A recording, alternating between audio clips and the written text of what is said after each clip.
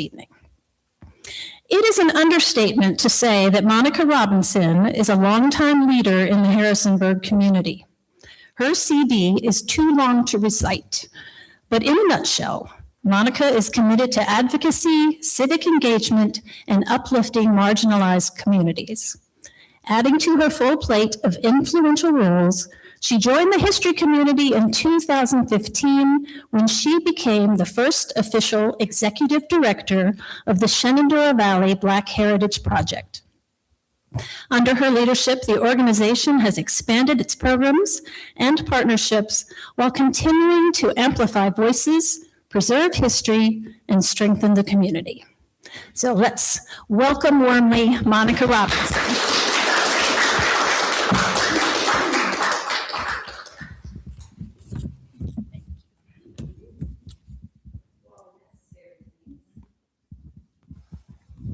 Can you hear me? Well, it's all working then. It's just a pleasure to be here. So good evening to you guys. Tonight we gather under the theme From Emancipation to Empowerment, how Reconstruction activism helped shape Harrisonburg's history, their story. So we honor this journey that began just after the Civil War. During Reconstruction, formerly enslaved African Americans did more than celebrate freedom. They built it. They created churches, schools, mutual aid societies, and community organizations that became a safe space for leadership planning and progress. And that's what we'll be discussing this evening. Even in the face of violence and resistance, they organized behind closed doors to protect their families, educate their children, and demand their rights. Those foundations did not disappear when Reconstruction ended. The strategies, faith, and determination developed during that era carried forward into communities like Harrisonburg in the early 1900s and beyond. Tonight, we reflect on those early acts of courage and institution building helped shape and how institution building helped shape our local story, planting seeds of empowerment that continue to grow today. I don't like that last sentence, but it's too late to fix it. So anyway, normally I don't have notes, but tonight I thought maybe it would be better to try to stay on script with time. What did I do? There you go. All right, so this is kind of setting the stage, the timeline. There's some key things that were going on that I thought maybe we should highlight. It's the Civil War, of course, 1861 to 1865. The Freedmen's Bureau, the Emancipation Proclamation, those three wonderful amendments, 13th, 14th, and 15th, and then that era of Reconstruction from 1865 to 1877. Newtown formed in 1869, right at the same time that Long's Chapel was built in Zenda. I thought a lot about these three amendments, and I thought, well, how did these three amendments and what was going on affect African Americans in the Harrisonburg story?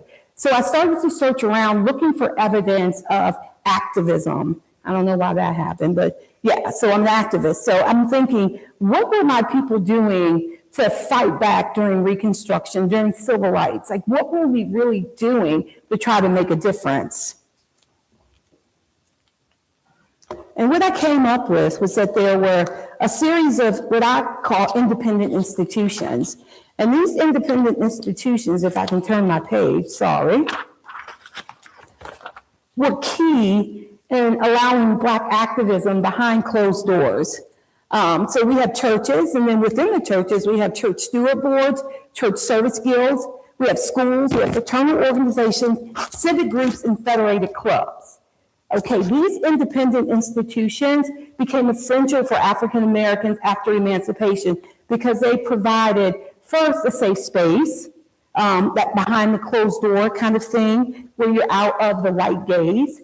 They allow for community support among one another, leadership development, education opportunities, and organizing spaces. So growing up, thinking about the churches, you know how you're in church and you're in it forever and you're forever, and then there's Sunday school, and then there's programs, and then there's the women's groups that you get involved in. You never think about how that helps shape communities that we live in. You're just thinking, my gosh, how much longer are we going to be here? And so after I started looking into this, I thought, my word, no wonder we spent so much time in churches, because there's a lot that needs to be done. And you don't realize that you're developing in Sunday school even these leadership skills, public speaking skills. Hello, how are you? That allows you to develop. I'm going to do a double click. All right. That allows you to develop as a person. And so with churches in that time period, even though they did have to deal with some violence, it was one of those places where, we might not go in there. We might, they couldn't be doing anything. So there was a space there that allowed people to really grow. And so these independent institutions that emerged, they really helped the progress and empowerment in African American communities. They were crucial resources. They were fostering community and nurturing future leaders. These organizations that they joined within the church offered a vital refuge from white oppression and paved the way for continued advancement. Now, the significance of these institutions. So we've already talked about vital refuge from white oppression. We've talked about fostering community and solidarity, a sense of unity in the face of adversity. Let's get together community-wide. We're not exactly with our family. This is right after emancipation. So what does my new family look like? What is my life going to look like from this point forward? And developing future leaders. Okay, so life wasn't great after the Emancipation Proclamation was signed. There was still a lot of work to do, and we were still suffering in a major way. And so in order to move and progress forward, we had to start developing some leadership skills and developing some of those activist kind of things that help a community move forward to another level. Let's see here. All right, so we're going to go through a couple of different of these institutions. I'm going to start with churches. Black churches. Okay, I cannot believe the amount of information. I studied specifically John Wesley United Methodist Church. I did that because I started messing around in newspapers, and I am just archives freak. I just about had a mini stroke this week when I went to click on the DNR archives and found that some mean person had got into their system and messed up and tried to encrypt some files, so therefore I couldn't get in. I was ready to fight. Like literally, I'm like, what am I to do with my spare time? Because I had a lot of things in there I wanted to pull out and wanted to dig in deeper to share with you all. Okay, so these Black churches started as major political headquarters, organizing spaces, and a lot of the ministers became political leaders. We hosted meetings, we had voter education efforts and strategy sessions. And so you see, I put a scripture in there, and I did that because I looked up scriptures that can be used either to support or negate whether slavery should have existed. And this one I just kind of touched me. There is neither slave nor free, for you are all one in Christ Jesus. So Galatians 3:28. I don't know, I just wanted to add that in. Let's see here. All right, so I can't see. Church is the central hub of the community. All right, we had community and social services. Education served as classrooms and promoted literacy. Social welfare network of support. Reunification to help find loved ones, working alongside the Freedmen's Bureau. We have that political and civic engagement. We're mobilizing meeting places. We're encouraging people to get voted and registered to vote. Leadership development. Ministers use their church platforms to advocate for their communities. Have you ever sat in a church service and been like, is he talking about me? Like seriously, like what exactly is he saying? So I can just imagine a minister standing at his pulpit and delivering a message that he knows would not be an approved message by all of the people in society, but him using the Bible in an appropriate way to spread the message that we need to fight. We need to advocate. We need to be unified. We need to work together. And so I just love the thought of ministers using the platform to do things that are right. All right, so we started with John Wesley Methodist Church. So during Reconstruction, Black churches emerged, of course, as vital hubs. These institutions empowered the community. Oh, look at there, it's upside down. I got it on there, though. I got it on there. Jeez, okay. So if you know anything about John Wesley Church, those are the names of the wonderful fellows that are in the picture. John Wesley Church is on Sterling Street in Harrisonburg. It was founded immediately after Emancipation, and to me that reflected self-determination. Like, let's get right to it. It helped anchor the Newtown African American community once the church was moved after urban renewal. Let's see, the church was founded in 1865. It was originally organized as John Wesley Methodist Episcopal Church. And if you know anything about the Methodist faith, we know that they preach about slavery is wrong in some cases, but not necessarily that we should not be segregated when we worship on Sunday. So let me see. Early services were held in the home of Daniel and Maria Harris Brown. And see, that reflects on the limited resources that were available. We don't have a church, but we're still going to get together. We're still going to worship, and we're still going to work toward a better life for all. In 1866, land was purchased on Wolf Street, allowing construction of the first church building. See here. Oh, I don't want to talk about that one, so eventually, John Wesley United Methodist Church moved up on Sterling Street in Harrisonburg. Now we get to some of the good stuff. It's kind of up there. So whenever you see that JWUM, that's John Wesley United Methodist Church. Okay, so what I did was I said, okay, let's figure out how we used these civic groups and church groups to really put ourselves forward. So I chose John Wesley United Methodist Church because they had a Valley influence and beyond. Like, I found stuff on this church all up and down the Shenandoah Valley through looking at the DNR archives. So I was thinking, okay, we had the small Black church. This church is working just in this area.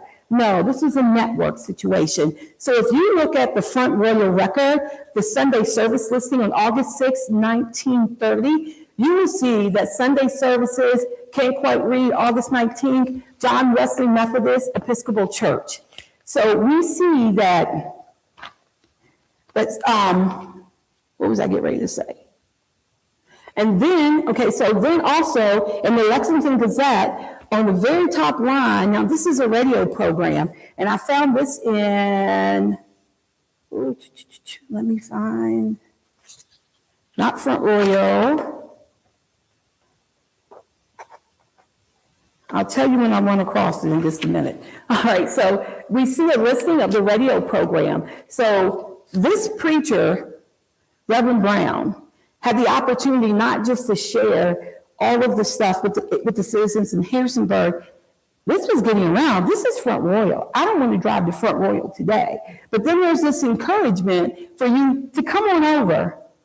And so when I started looking for these clips in the newspapers, I spent a lot of time, I'm looking all around, like they said it's on page 3, and I did a lot of stuff for Sim School looking for little snippets, and then I realized, oh, it's the stuff that's right down in the corner.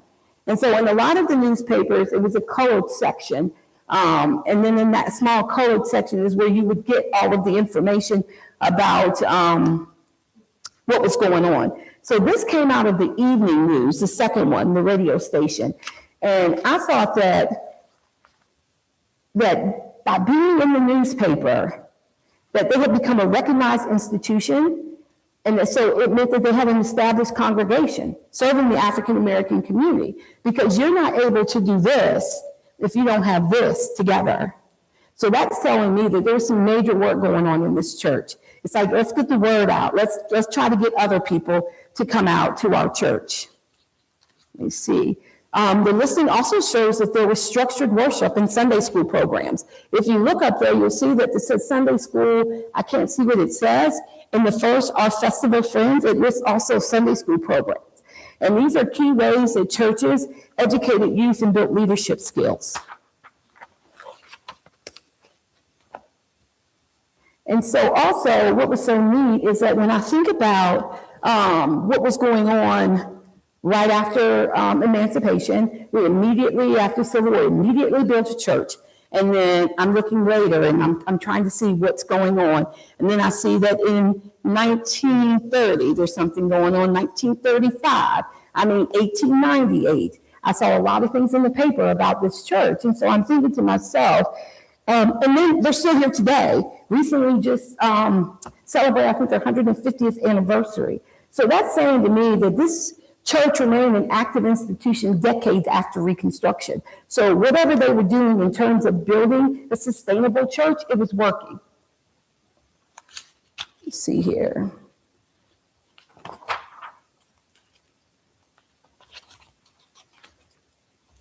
Let's flip over. Okay, oh, this one's really neat. All right, so we're talking about regionally in the Shenandoah Valley, and then we're talking about beyond. This one I thought was really, really neat. And my brother back there in the corner, you should listen because guess who was the guest speaker at this church? One of our cousins. So the church is planning to go pray at the White House. And so members of John Wesley in Harrisonburg will make a religious pilgrimage for prayer meetings at the Supreme Court in the White House. I'm thinking right now that's probably what we all should be doing.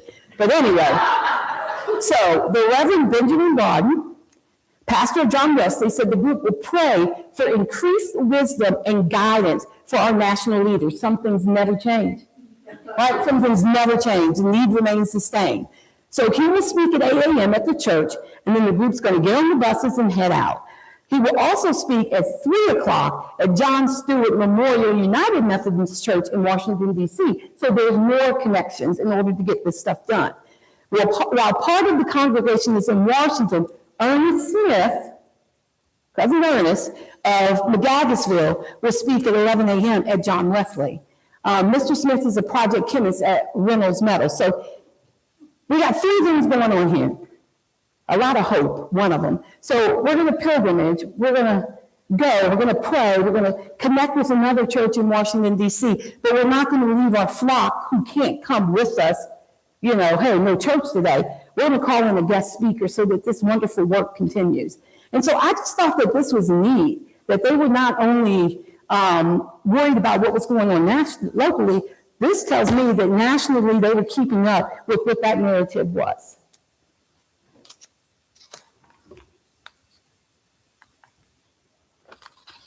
Okay, so what is a church steward board?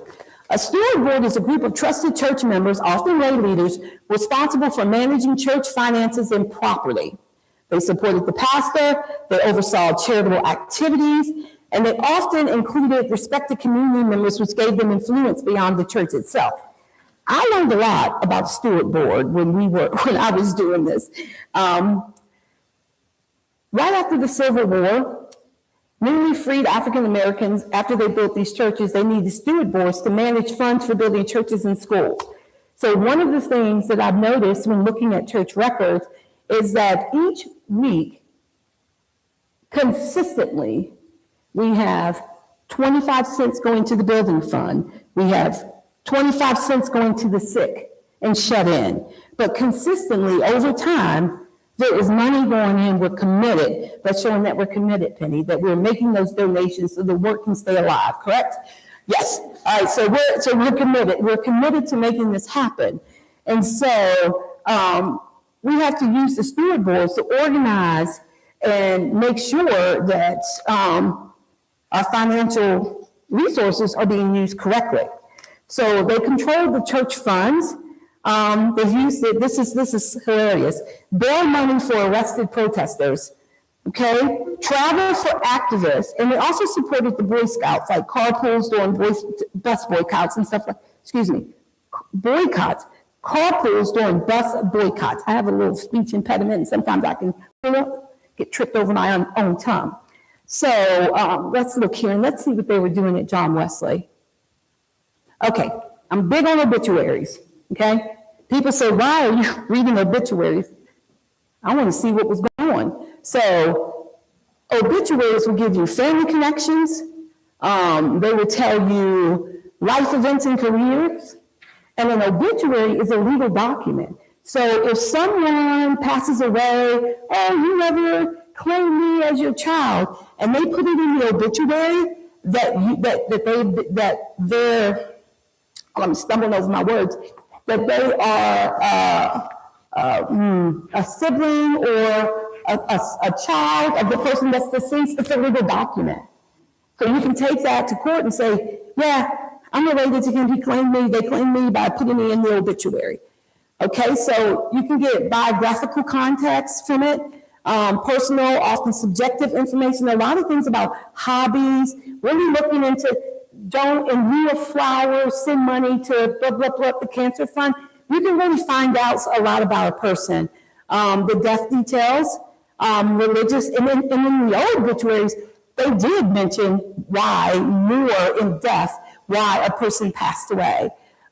Religious and community involvement, that's what I was interested in. And then, of course, you can use it for genealogical context to serve the verified data, connecting parents to children. So in this particular, I can't read it now because it looks like it changed once it went up in there. I can't see it. So in this particular obituary, there was a lady who passed away, and at the end of the obituary, we see that John Wesley Methodist Church Steward Board was responsible for doing certain things. Then we see where the sewing circle gave flowers. And then somebody else, or the men were responsible for something else. But there's all of these groups that have responsibilities that they're taking care of, and all that's being organized within the church. Let's see. Okay. Boy, things look different up there now than when I had it. All right. Let me flip. All right, another thing that I thought was really neat, no notes for that page. All right, so John Wesley Church also had youth forums. The primary function of a guild is, okay, so we got a couple things mixed up here. All right, so let's talk about both of them. All right, so John Wesley had a lot of activity in the newspaper where they were holding youth forums. And it said specifically for leadership skills, public speaking, and a lot to increase educational knowledge. I guess just to almost like a tutoring circle of sorts. And so you can see in the paper over and over and over and over again that a forum was held Sunday at John Wesley Church. And that's that youth forum. So we still have that idea of bringing our youth together, building our youth up, and preparing them for the future. Now, the church guild. A church service guild is a group within the church made up of members who help carry out specific duties for worship or community life. That can be choirs or music ministries, the usher board, missionary societies, deacon and deaconess. That was the one that I was most familiar with. And then youth or women's group. In the Black churches, these guilds often became like centers for leadership, organization, and mutual support. In these church guilds, what I found is that there was a lot of like community networks that came about. In a couple of the newspaper articles, and I hope that I have one in there, it mentions, and it's one down in the presentation, it mentions that this one particular group, Miss So-and-so is in charge of the sick and shut in. Miss So-and-so is in charge of this, this, and this. So still being very specific and intentional that everyone is being taken care of and we're spreading our resources around the best that we can. Let's see. So the next independent, if it's one here, right? Woo! I don't know why it's like changing the format, but that's okay. That's okay. We've talked about it. So John Wesley Circle was to provide care and services for women. Found a lot of sewing circles. And in one particular article, what I thought was really deep, it was a lady from Harrisonburg, Miss Josephine Burgess, who lived out in Bridgewater, and we'll see her paper later, her little clip later down the road. she was in, I don't know, maybe like Roanoke, and she was there visiting with a federated group of women. And in that group, in that newspaper article, it says the woman that's hosting is a member of the Southern Circle and is hosting Mrs. Burgess as a guest who was from Harrisonburg. And it also says that at the time, her husband was attending something at Hampton, they didn't call it university, Hampton College. So there was a lot of stuff. I thought, to me, that was kind of neat, because normally, even in today's world, we have situations where the men will be very involved in something, but I don't know all the time if the women are also being involved at the same time, where the children or whatever. I found it amazing, the amount of work that women in these different civic groups and church groups were involved in. Schools. All right. I threw these pictures up here just to kind of let you guys know what's going on in Harrisonburg. So, Effinger Street School, which is here on the left, started out as half of what the building is. So that was the initial school. When they closed down, the Lucy Sims School opened. Now, these schools educated generations of African Americans in Harrisonburg during segregation. They became the center of community organization and leadership. They trained future leaders again, preserving Black culture and history, provided educational access denied elsewhere, and empowered the community through knowledge.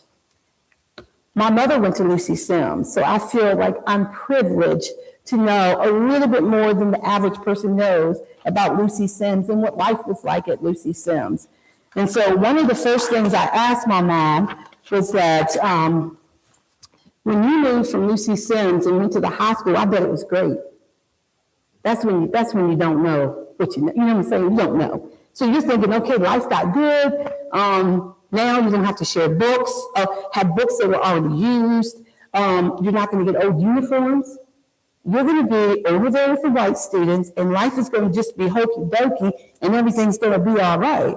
And so my mom said they didn't like it at all. One of the problems was that they did have old school books. So her classmates were eons beyond, in terms of knowledge, than her and her peers were when they came to Harrisonburg High School. She said a lot of the books that they had already read, they had not even been exposed to. So when conversations happened in English class about different novels and understanding Shakespeare and understanding this so that you already should have learned so that you understand this type of writing, it wasn't there. So it was really a struggle.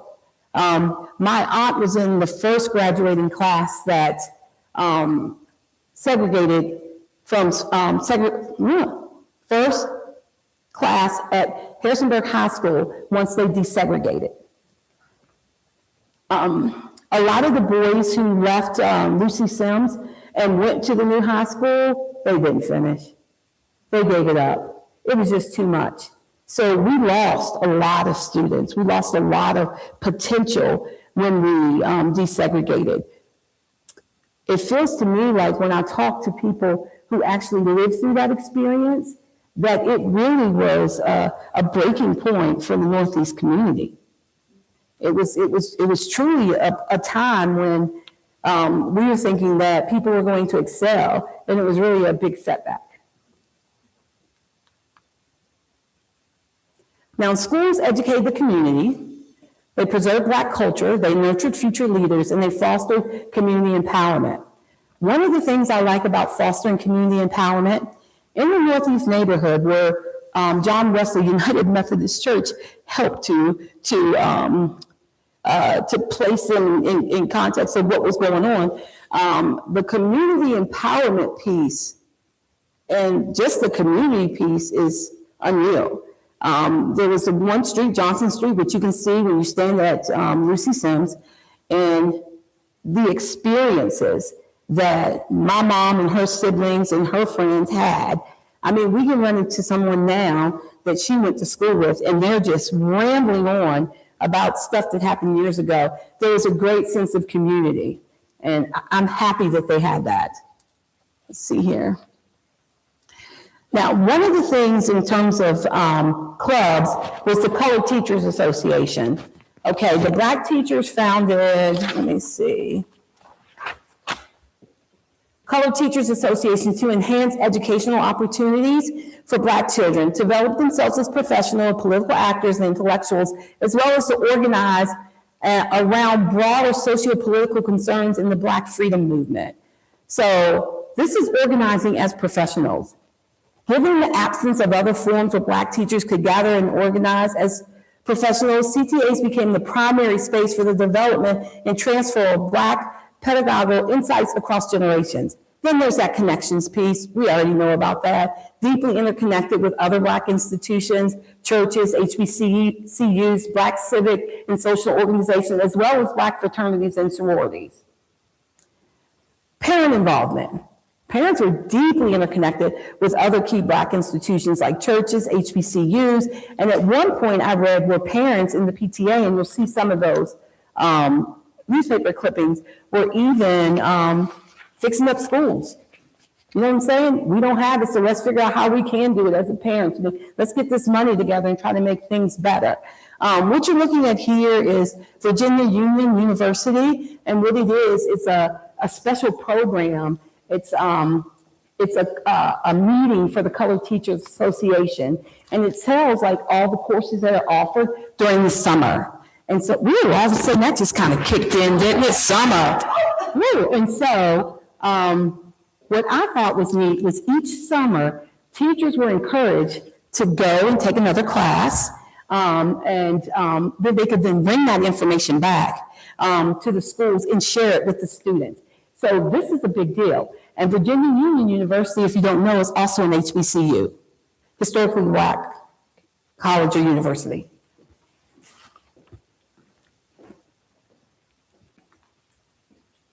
One more time. All right. So, whose book did I get this out of? I'll think of it. Here is a advertisement that was in Ruth Tolliver's book. And she's talking about schooling in Harrisonburg. And this is the second meeting of the association held on Saturday. So they actually had a teachers association meeting held in the graded school building, that would be Effinger Street building, and January 27th of 1889. And so it goes down to tell what we're going to be looking at. We're going to talk about how to access attention. We're going to talk about something to study of history, written examinations, papers. I mean, but it's encouraging people to come out, teachers, come out, be involved in this, learn some new information.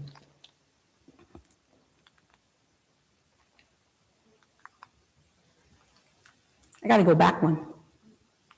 I want to make sure. And so then right after that, in the book as well, it talks about in 1899, the Harrisonburg Colored Teachers Association, which was in Harrisonburg. That sounds stupid. I just said that, Harrisonburg.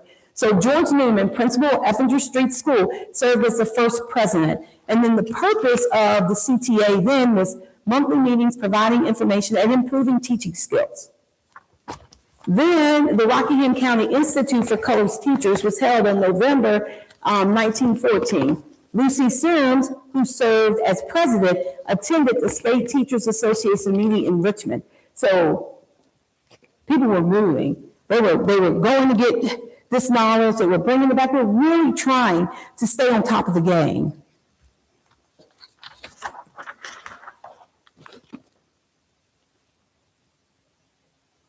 Okay, I can tell you what this says. It just distorted all of my things, but that's okay. That's okay. So basically, when I put education for all, I thought this was so neat because this is about the time of that first CTA meeting.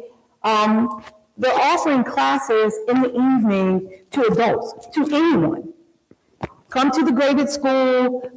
There will not be a fee. You're going to get offered a class. We can teach you, we can help you with your reading, with your writing. Just come and learn. And so this was put out there in the newspaper, so people would know that this is available. All right, parent-teacher associations. All right, so let's see what's going on here. I'm just going to look up here. They dealt a lot with funding and resources, community leadership, educational advocacy, and student welfare. Role in civil rights is PTA helped lay the grounds for the civil rights movement, work in the civil rights movement by encouraging civic participation, developing leadership skills, challenging unequal school conditions, and many PTA members later became active in school desegregation efforts and joined local NAACP chapters. I found so much information in the Daily News Record about PTA meetings. Oh, at least these came out nice. Okay, Lucy Sims PTA to hold monthly meeting. It will be held at Sim School at 8 o'clock in the evening. All patrons and members are urged to attend to discuss important business. Lucy Sims PTA to present comedy tonight. We'll present a comedy this evening at 8:15 in the school auditorium. Harry Lee Solomon Jr., Kent Francis, the Johnsons, Mrs. Helen Wells, and Des Lee will be featured in the play. There will be door awards and refreshments. So they're really going out of their way to try to be creative to get people in and involved in what's going on in the school. I thought that was really neat. Let's see if this helps. Okay, and then also in the school, there's these youth organizing efforts. Did I cover everything? All right, here we go. So youngsters at Sims organize a club for teens. A Sims Teen Club has been organized by the youngsters of the school, with Carl Dickerson being elected president of the organization. Other officers elected were Elaine Rose and so forth. The club is open for any boy or girl at Sims School 13 through 19. The club will meet each Friday evening from 8:30 to 10:30 at the school with dancing and other social activities. Let's keep you off of the streets, kind of the same concept that they do today, right? Let's give you something to do. Keep your, what is that? Idle hands are devil's workshop. So let's give you something to do. Advisors for the club are Miss Frances Meekins and Timothy Burrow.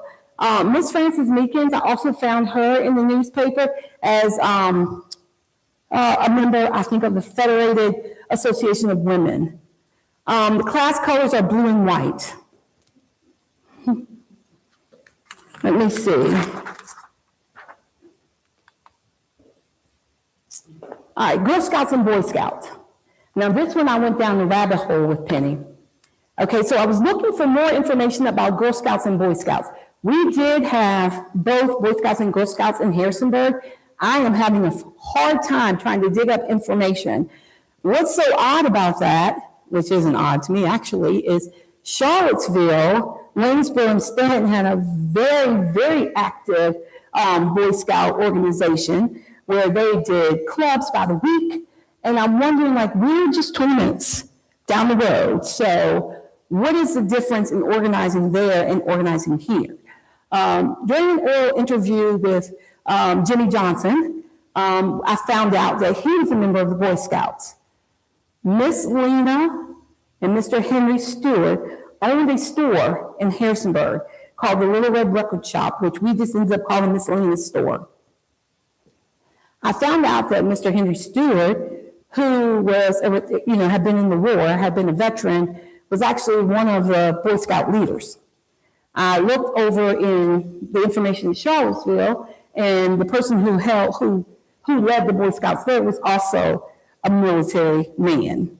So I guess instead of doing background checks, we're trying to vet people, based on their service and who we can protect. This fashion show at Sims School on Friday will be held for the benefit of the Girl Scouts Camp Fund. I can't hardly find anything else that establishes that the Girl Scouts existed in Harrisonburg. Now, I've had some luck with the Boy Scouts. I talked to Mr. Henry's grandson, David Stewart. who's donated a lot of their stuff to me. And he actually has still some of the patches and some of the information from him being a Boy Scout leader, and he's going to donate it to us. And I just think that's neat to be able to like still have all that stuff on hand, and we can actually see it. We can benefit from the knowledge of that. So Race Relations Day at John Wesley Church, they just won't go away, will they? This is on Sunday, church school, 9:45, morning worship. But look at the bottom. The Boy Scouts will worship in a body at the service. A film, While the Earth Rolls Onward into Light, will be shown at 7:30 in the lecture room. So there's evidence that we are active, but it's just not, it hasn't been documented enough that we can actually, tell about camps that happened. There was a camp that was held at Camp Shenandoah, and I looked into that, and I couldn't find any reference to anyone in Harrisonburg or a scout troop in Harrisonburg participating in those kind of things. I'm not done looking, though.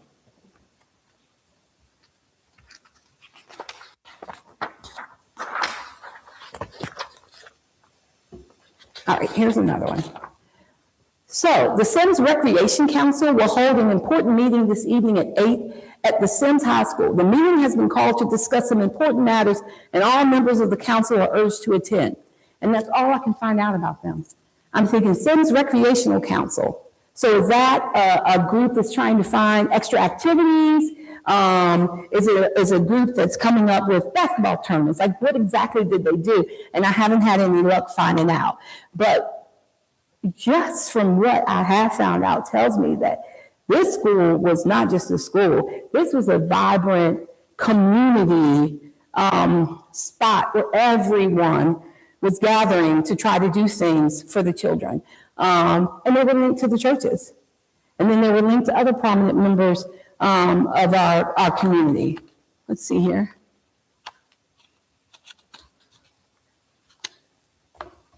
I feel like something's missing. All right, now, okay, no, this is the children too. All right, so I don't know if many of you all have heard of the Blue Circle Club.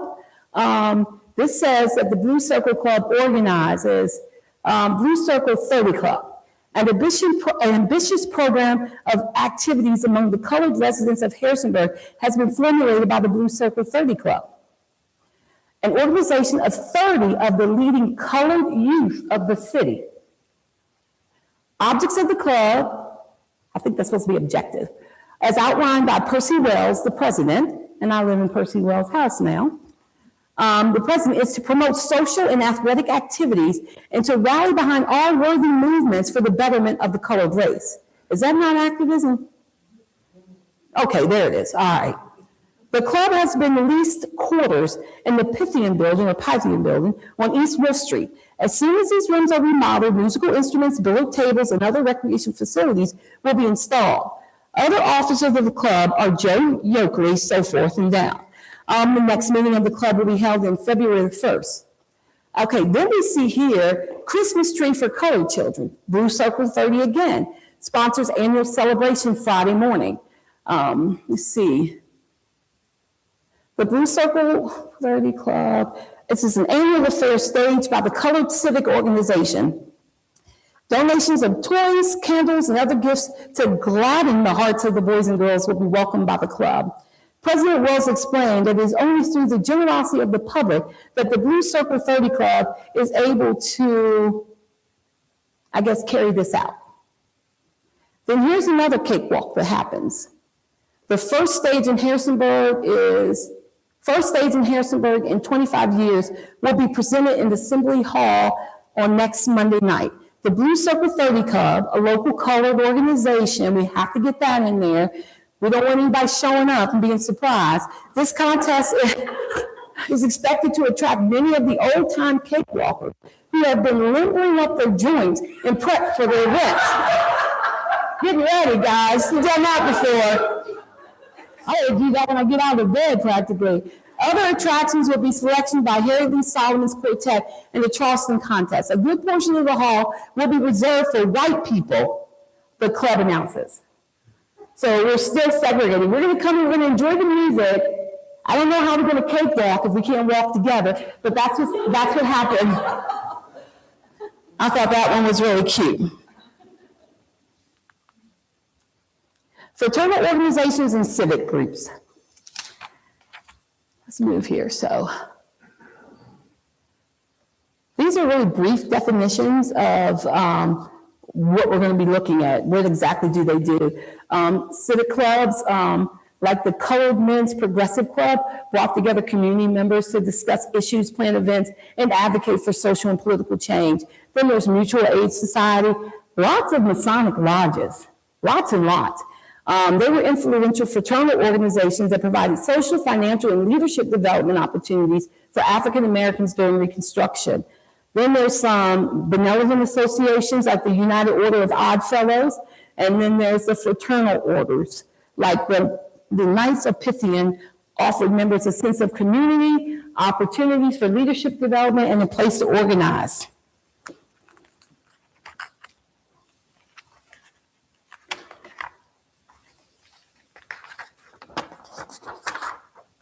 All right, the United Order of True Reformers.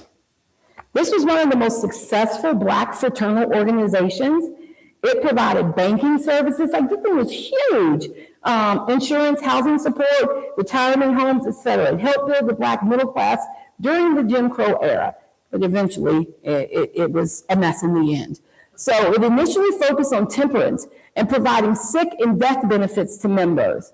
Reformers was the largest, we've already said that. Founded by William Washington Brown, a former enslaved man, the organization provided its members with essential services such as banking, insurance, real estate, and a retirement home, helping to cultivate a strong Black middle class during the Jim Crow era. The organization eventually faced decline due to an embezzlement scandal in 1910. It was dissolved in 1934. Well, guess who had it in Harrisonburg? All right. Obituaries again. Robert Wilson is dead. And so here it says the funeral service were conducted by his pastor, Reverend Carter, from his late residence Sunday afternoon. I don't like the idea of laying in wait at your house. But yeah, my mom was explaining that to me. I'm like, if I see a body in the living room, this body doesn't want to be back in the living room. But I guess you did what you had to do. All right, so he was buried with the honors of the true reformers, of which order he had been a member for some years. He was survived by one son, U.G. Wilson. Anybody recognize that name? Okay. A teacher in the colored graded school, and by the following stepchildren, Mrs. Ellen Allen, Miss L.F. Sims, and John W. Sims. So U.G. Wilson, somebody get me if I'm right, wasn't that Lucy Sims' brother? What was it? Somehow connected, right? Brother. Half brother. I don't count those halves. Everybody's just full for me. And he's a highly respected colored citizen of Harrisonburg. So we have someone here trying to do that work. Oh, if something else comes up, you messed up my stuff.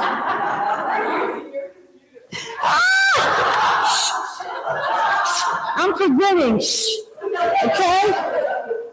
All right, in 1963, a group of Brethren Mennonites in the Harrisonburg and Rockingham County area formed the Rockingham Council on Human Relations to work toward a desegregation, inviting local Black citizens to join their mission, helping desegregate housing and participating in the broader civil rights movement.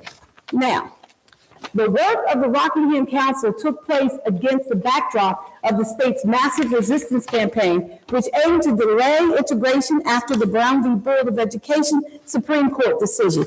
So this group right here, I like this group.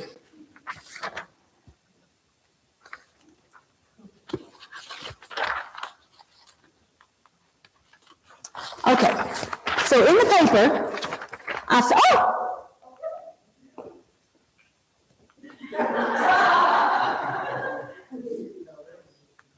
all right, I found this. Human Relations Council to meet. The Rockingham Council on Human Relations will meet at Sims. According to the Reverend Charles Zonkel, chairman of the council, the group will hear reports from several of the important committees. So the group itself, and then what? Committees that are working individually on things. Think like NAACP, Education Committee, Finance Committee, Women's Committee. They were keeping order, peace, and harmony. There's tons of information out there. because the Mennonites were very good at documenting their history. So I was able to find lots of information. Here we go.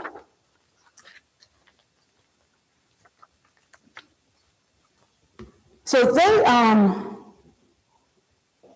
and some of these names, I know these names from today.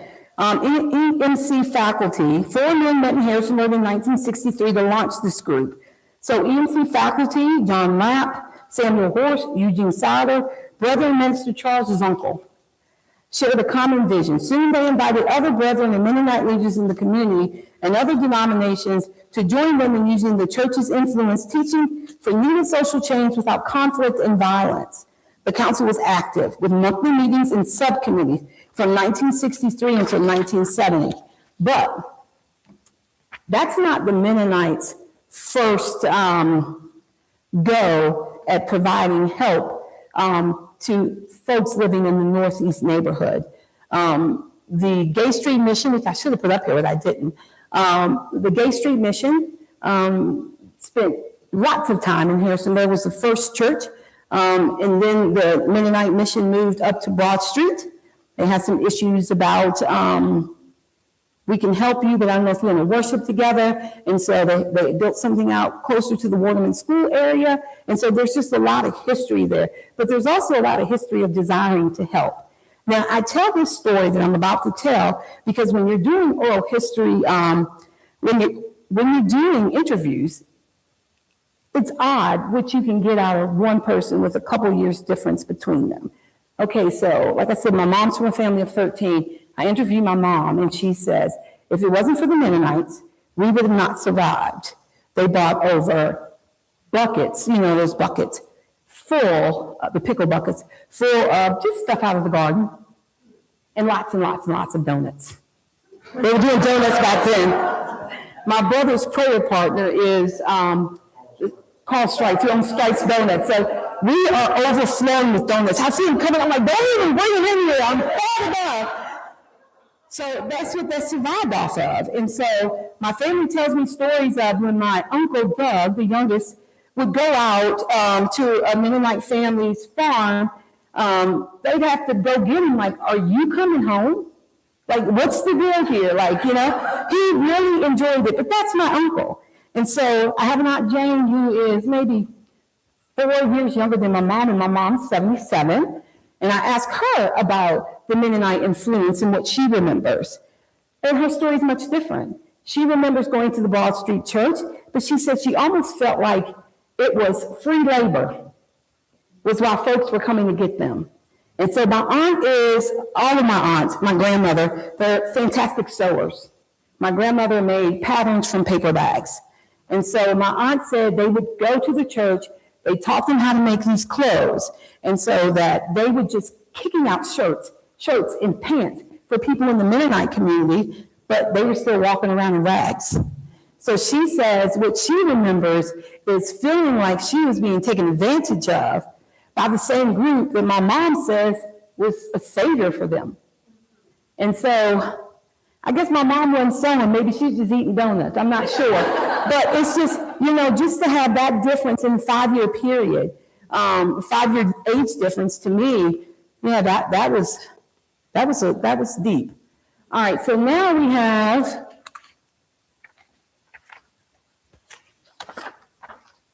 the Board of Public Welfare. This includes health, education, the care of orphans and widows, the poor, the insane, the deaf, dumb, and the blind. Woo! All right, charity ball to aid colored relief. This group was trying to raise money to help with this public welfare committee, and what I thought was neat is when you're going into a marginalized area where folks are really struggling, often those are the ones who give. And so in this article, in this newspaper clipping, it says, we're going to come to every door. This one guy says, whoever's in charge of it, we're going to come to every door. We're giving you time to get ready to give your donation. And so I'm thinking, woo, we got to find some money. But, you know, it was just that, you know, we don't have much, but we're willing to give because we're willing to work on the health, the education. We're going to worry about the widows, the poor, the insane. We're going to have to really pull it together as a community. And so the expectation is that we all work together no matter how much we have or don't have.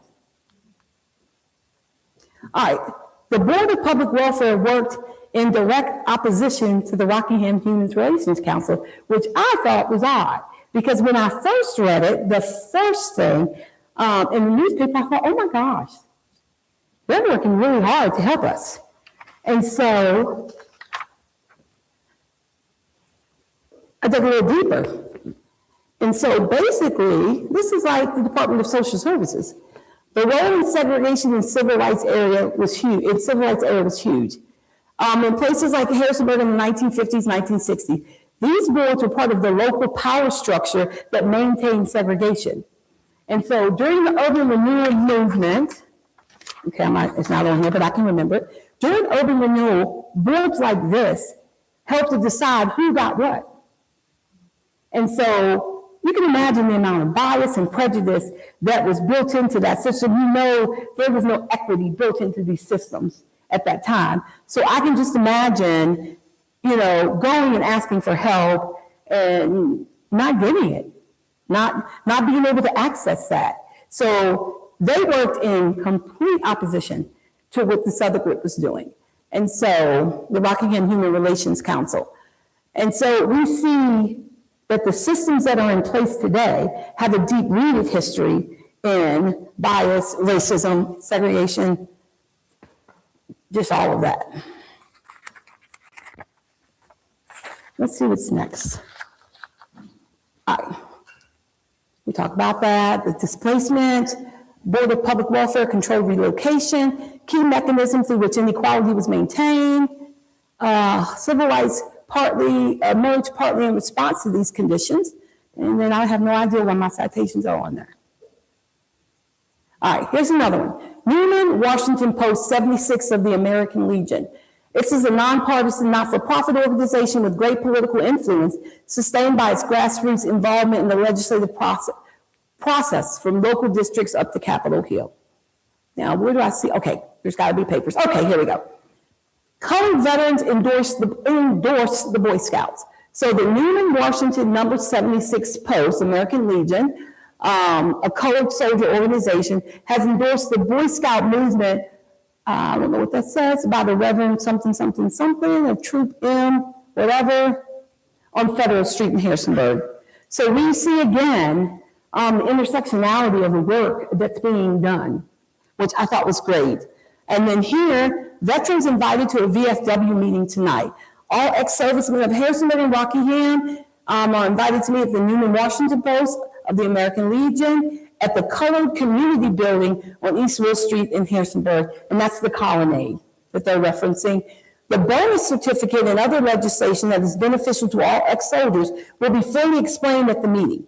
Newman, Washington Post is making a drive for new members and making every effort to obtain the quota allowed to them by, she cut it off.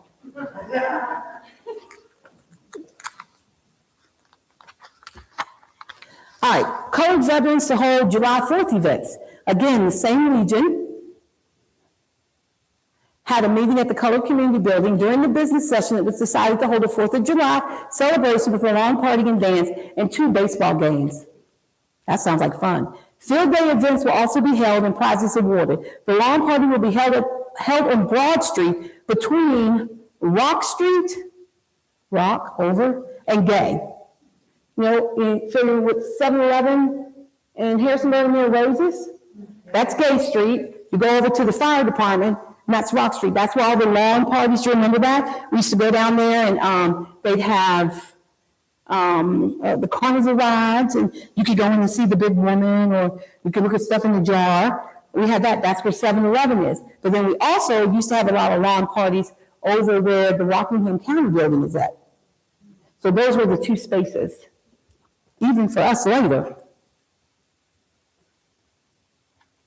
What's the Federation of Women's Club? All right, Omar Lodge number 226 of the Masons. Okay, this lodge is hard to find information on, other than the fact that, let me go back. The fact that it was donated, left in the will by Doc Dickerson in Harrisonburg. He was a member of the Omar Lodge. This lodge is still active today, and I've asked them on several occasions to try to get together. Let's dig up some of that history, and I haven't been successful. But this lodge did a lot of work, but I can't find evidence of it in the newspaper. I'm just finding this out from other members. Now, one of the things that's different from this lodge and the other lodge is that this one is almost like a secret society. Am I correct? Isn't that how it goes, Momo? All right, so there's a secret society and not everyone is allowed in. So there's a lot of secrecy involved in what they do, how you get in, and yes. Still to this day, separate. Yes. Blacks are black, whites. Whites. Yeah. I'm gonna see if I can join. All right, here we go. I love this story. Oh, the Cavalier Club. I have a edit over there that needs to be done. The Cavalier Club, I'm going to switch up and then switch back. Oh, it's too big. All right, well, you can see this part. The Cavalier Club was organized in 1938. 12 women met at the home of Mrs. Selena Duncan. That's Frankie Duncan's mom. They decided to name the club the Cavalier Club. It's a well-known club for its outstanding work that has been done in the community, participates in a lot of vital activities, etc. One of the big things that they were doing was helping, they were raising money to help build the Harris Pool, which was a segregated pool in the northeast section of town in 1958. In 1957, they became a member of the Virginia Federated Club of America. That's what I want you to see. The club has taken an active part in many activities in the community, such as the Heart Fund, Cancer Drive, United Fund, and so forth. And then it also says over here, the members, but it also says Ms. Delta Williams is president, and the SIC editor is Ms. Ruth Forrest. And so these federated clubs in Virginia, or all over, were big time. There is, let me go back to talk about them real quick. That's just a picture of the women. I don't know why there's so many of them. So here we have the swimming pool in the Northeast is dedicated. It turned over, let me see. They dedicated and turned it over to the Department of Parks and Rec. They named it the Harris Pool after John P. Harris, Professor W.N.P. Harris, who had 36 years associated with teaching profession in the African-American community. Built at the cost of $25,000, the pool was made possible by the cooperation of the Cavalier Club, which turned over $2,000 toward the cost of the pool and now has $700 to provide for future improvements. So this is important for them. I don't know if I could get people now to give me $2,000 or $700 for future improvements on the pool. So this community was really linked in together. So let's see. Let's see if I go back one. Is there another one? Yes. Now you can see Miss Frankie Duncan's mother, Mr. Frankie Duncan's mom here with Professor W.N.P. Harris. Miss Selena Duncan of the Cavalier Club. We have the mayor, Frank Switzer, and Claude Morrison, who was chairman of the Parks and Recreation Commission at the time. Now, the swimming pool, this is just talking about the fund. We're going around, please make your checks payable to the fund. It's just saying more money is needed and please help.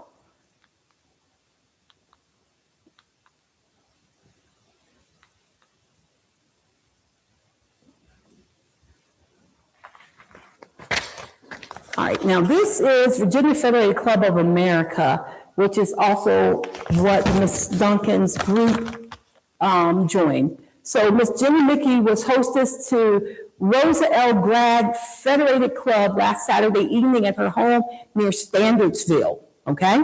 Presiding was the president, Ms. Maddie Tolliver. During the business session, plans were completed for the dinner to be held and so forth and so forth. And then, let's see here, I'm gonna skip down. At the conclusion of the meeting, a benefit supper was served to the hostess. Members present were so-so and so-and-so. But if you get down to here, where the J is at, it says Josephine Burgess of Bridgewater and a member of the Four Leaf Clover Federated Club in Harrisonburg. with the guests of the club. The next meeting will be held Saturday. So Miss Josephine is traveling down to Standardsville to get her club information and make a connection with this club. And do you see how this network is happening at a time when we think the networking is occurring? All right, and then City Sunshine Club seeks rise in number of voters. I love this because it says every federated club woman is a registered voter. Okay, so this was held in Harrisonburg. Miss Julie Anderson, who was a delegate to the state meeting held in Harrisonburg last week.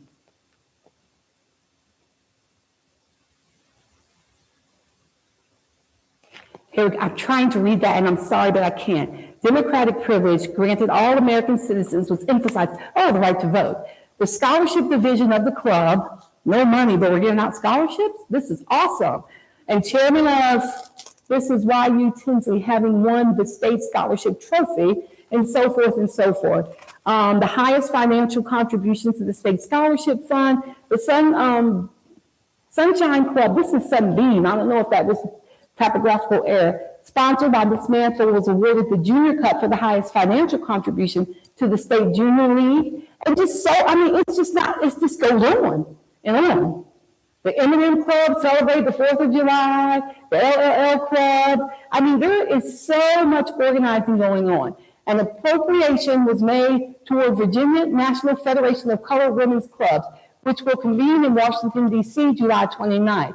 The delegates' report was received by the 24 members present. The meeting was held in the home of so-and-so and so-and-so and so.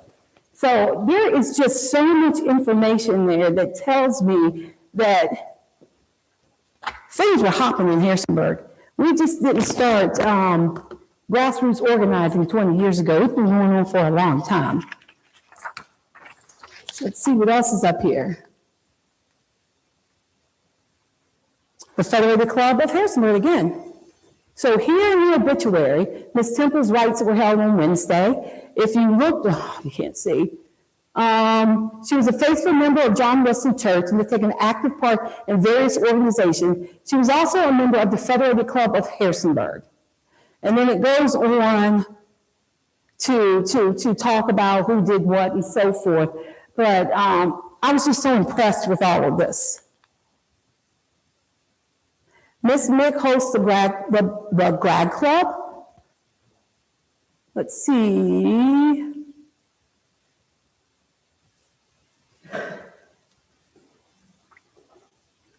Oh, we already seen this. That's why it looks so familiar. All right, and then here, somebody say something. Virginia State Federation of Colored Women's Club has a historical marker at the headquarters in Virginia State, in Virginia. It was erected in 2017 by the Department of Historic Resources. Thought that was neat. And this is just 20th century organizations that continue working for Black empowerment. I got some closing stuff to say to you. I'll get fancy again. All right, so we've gone through the presentation. Now, as we reflect on the journey from emancipation to empowerment, we are reminded that history is not only about the past. It is about the foundations that shape our present and guide our future. The men and women who lived during Reconstruction understood that freedom required courage, faith, and collective action. They built churches, schools, and community organizations that protected their voices and nurtured leadership, often behind closed doors when the outside world was hostile to their progress. Those early efforts did more than sustain a generation. They created a legacy. The strategies, institutions, and spirit of resilience developed during Reconstruction carried forward into communities like Harrisonburg in the early 1900s and beyond. They remind us that progress often begins in small gatherings, in shared determination, and in communities that believe in their own strength. Tonight, as we honor their legacy, we also recognize our responsibility. The story of empowerment is still being written.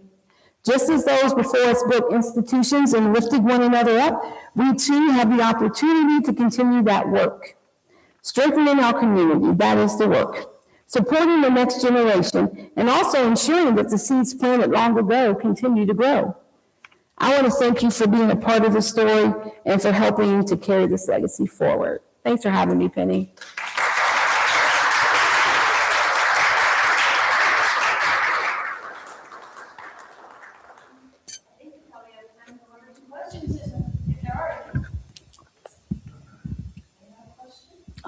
You can ask me when I get home. What's wrong with you? Give it to him. Give it to him. It's probably going to be deep. No. No. The freedmen. A what? The freedmen.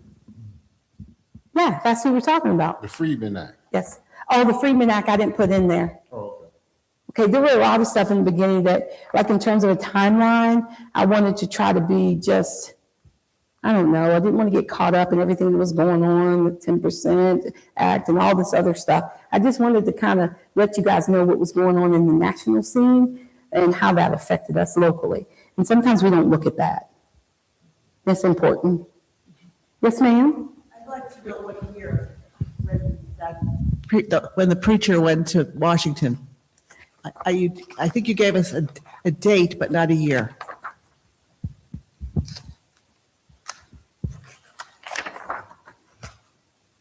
Can I email it to you because I don't have my things here? Okay. Because I cut out of the newspaper. Yeah. And so my whole newspaper is, oh my. It's just, for me, it would be context. Mm-hmm. Yeah. Okay. I might be able to find it back there before you leave on my computer. I was fascinated that there was a pool. Mm-hmm. I had no idea. I used to teach in Stanton and now I teach in Harrisonburg. And I used to tell the kids about Montgomery Hall Park, but that the African-American kids were allowed to go to the pool at Gypsy Hill the day before it was drained. So I had no idea that there was this pool. I mean, where was it? What happened to it? How long was it there? Do you know? Yes. It is located on Kelly Street in Harrisonburg. Do you know where Emmanuel Mennonite Church is at? Yes. At the very top of the hill, that's where the pool is located. Yep. And when we first moved here, I'm sorry, ma'am, when we first moved here in the 70s, I remember, I don't know if my brother remembers, but I remember going to the pool. And I remember when that pool closed, it was horrible because then we had to go to Westover Pool, which was on the other side of town. And some of the older kids, of course, I didn't experience this, but some of the older kids say you walk all the way across there and they may or may not let you in. And so I remember for us, and maybe some of that was already broke down before it got to us, but I remember when my father would come home from his lunch break at 12 o'clock, he went back to work at Dallas Howard Ford at 12:30. If you were ready, he would go that way to return from his lunch break and drop you off. Because it was just that far away. Do you remember that? And so my friends on the street beside us, the Roaches, Rhonda Roach, we would be ready when he got there so that we could go to the pool because that is a barrier alone trying to walk that distance in 90-degree weather. And so people were fighting for the pool to remain open. Didn't work. And so once that redevelopment gained ownership of the pool, at one time they were talking about turning it into a laundromat. That didn't work. And then it went back to the city eventually was sold and sold to Emmanuel Mennonite Church, who has that history in the Northeast neighborhood. So if any church would be there, I'm happy that it's them. Morning. I was fascinated by your talking about how African-American churches emerged during Reconstruction, but they would have had a history before that too. What would that have been like? I'm just trying to thinking of all the spirituals that we have in our hymnals and everything. And yes. So do you have any sense of? I'm sure they didn't just pop up then, or did they? When I think about how the enslaved worshipped when they were enslaved. It's more of a not free worship. It's worship when you can, and sometimes you weren't allowed to worship. And so I think that's why those churches emerged so quickly, because now you can't tell me that I can't do this. And so I think that was important to African Americans. It's kind of making a statement. Everything that I've studied in terms of slavery has been, we're going to go into oh my God, what is it called? The secret, down there in the graveyard, where you go in and you can worship in secret. So you're hiding to worship. So, yeah. Thank you so much, Mom. You're welcome. We certainly appreciate you coming and sharing. You definitely descend from a very rich and empowering tradition, and so glad that you're carrying on the mission. So glad that you're sharing that history with us, and we look forward to more partnerships and making sure that everybody is learning the broad, rich community of history of the Harrisonburg Rockingham community. So on that note, I just want to thank everybody for coming. Thank people for signing in. This program has been recorded, so it will eventually probably immediately land on our YouTube channel. I usually try to go in and sort of edit out all the stuff that it's not important in the beginning. So please check that out if you're interested in any of our other programs, and I hope you'll come back to see us. Thank you so much for coming.